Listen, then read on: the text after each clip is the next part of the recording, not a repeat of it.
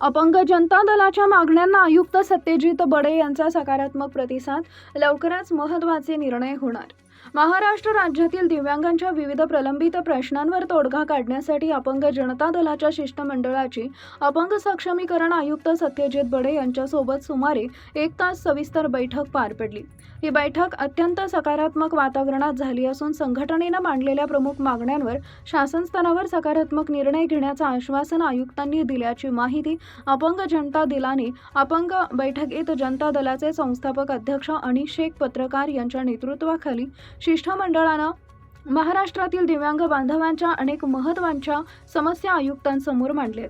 यामध्ये संजय गांधी निराधार योजनेअंतर्गत दिव्यांगांना दरमहा 6,000 रुपये मानधन देणे, जिल्हा नियोजन समितीतील दिव्यांगांसाठी राखीव 1% निधी तातडीनं खर्च करण्यासाठी शासनानं मार्गदर्शक सूचना व GR जारी करणे, राज्य परिवहन व इलेक्ट्रिक बसमध्ये दिव्यांगांना सवलत देणे, विशेष शिक्षकांसाठी राज्यस्तरीय आदर्श विशेष शिक्षक पुरस्कार सुरू करणे, अपंग अनुशेषातील नोकऱ्यांची फेरपडताळणी करणे, एका डोळ्याने किंवा एका कानानं दिव्यांग असलेल्या व्यक्तींना किमान 50% अपंगत्व प्रमाणपत्र योग्य निर्देश देणे, तसेच खासदार व आमदार निधीतील 5% निधी दिव्यांग कल्याणासाठी खर्च करणे अशा मागण्या करण्यात आल्या.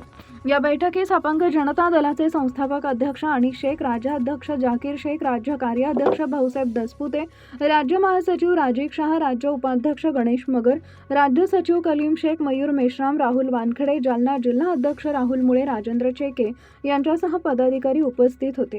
अपंग जनता दलानं या बैठकीला दिव्यांगांच्या हक्काच्या लढ्याला मिळालेलं महत्त्वपूर्ण यश मानले असून संघटनेनं मांडलेल्या मागण्यांवर लवकरात लवकर ठोस निर्णय घेण्यात येतील असा विश्वास व्यक्त केला आहे. सर, आज काय बैठक आयोजित करण्यात आली होती? आज आयुक्त साहेबांना राज्यातील दिव्यांगाच्या संदर्भात एक बैठक आयोजित केली होती. त्या बैठकमध्ये जे राज्यातील दिव्यांगाचे प्रश्न आहेत त्यावर सविस्तर चर्चा करण्यात आली.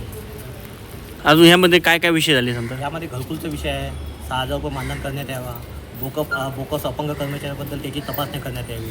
बुलढाणा जिल्ह्यातील आणि जालना जिल्ह्यातील काही लोकांचे अपंगाचे प्रश्न आहेत. अनेक अपंग हे शासकीय योजनेपासून वंचित आहे. त्याबद्दल सविस्तर 1 तास चर्चा झाली आणि आयुक्त साहेबांना मार्गदर्शन त्यामध्ये आम्हाला केलं आणि जे राज्य लेवलचे विषय आहे ते आपण राज्य सरकारला मांडू असं आश्वासन दिलं.